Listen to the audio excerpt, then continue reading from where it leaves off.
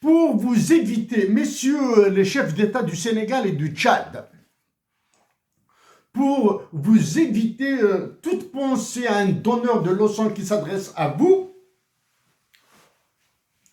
j'ai commencé par vous décrire la situation qui prévaut dans ma patrie, l'Algérie. J'ajoute à ce que j'ai dit précédemment, la situation sociale des Algériennes et des Algériens est cauchemardesque.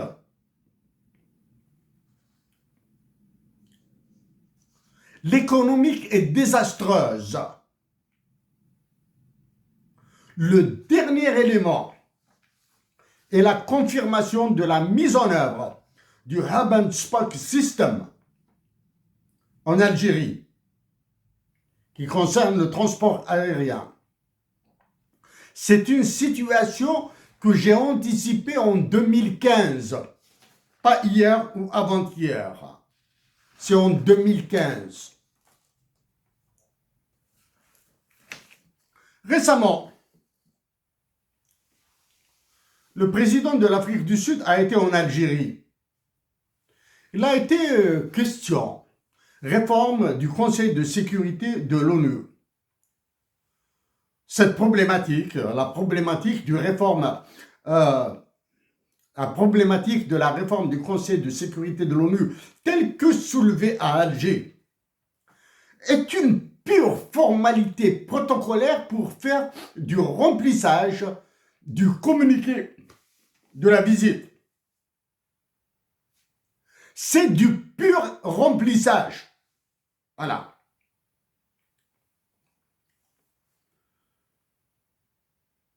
Ce point, la réforme du Conseil de sécurité de l'ONU, fait partie de cette logorée de mots qui a été pondue, qui a été déversée plutôt, en ajoutant la situation au Soudan qui est déjà partitionnée en 3 États, à la Libye qui est déjà partitionnée en 2 États, à la Libye qui sera encore morcelée pour encore morceler le Tchad, à l'Algérie qui est encore de morcellement.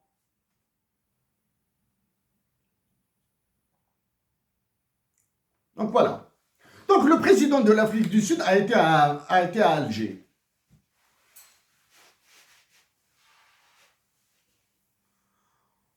Mis à part ce que je viens de dire, il n'y a aucun effet réel, positif, palpable qui a été mentionné. Exemple.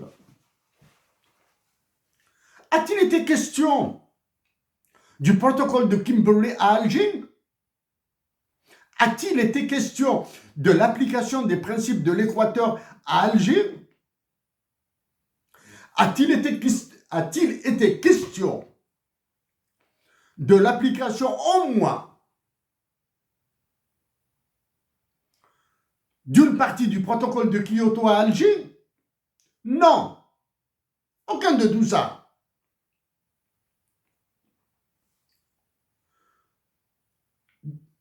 Je préfère y aller dès maintenant. Mon dernier message au président de l'Afrique du Sud, une Afrique du Sud différente de celle de Walter Sisulu, je le répète, et de l'Afrique du Sud dirigée par Nelson Mandela. Donc le président de l'Afrique du Sud a été destinataire d'un message de ma part en anglais qui est disponible sur le web, qui concerne la réunion des BRICS.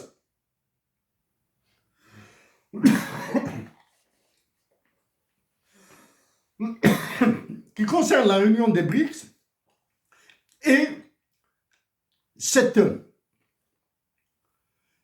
merveilleuse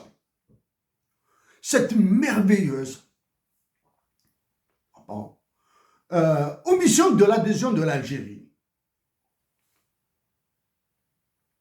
Au vu de tous les pays qui ont été admis au BRICS, l'Algérie a amplement sa place.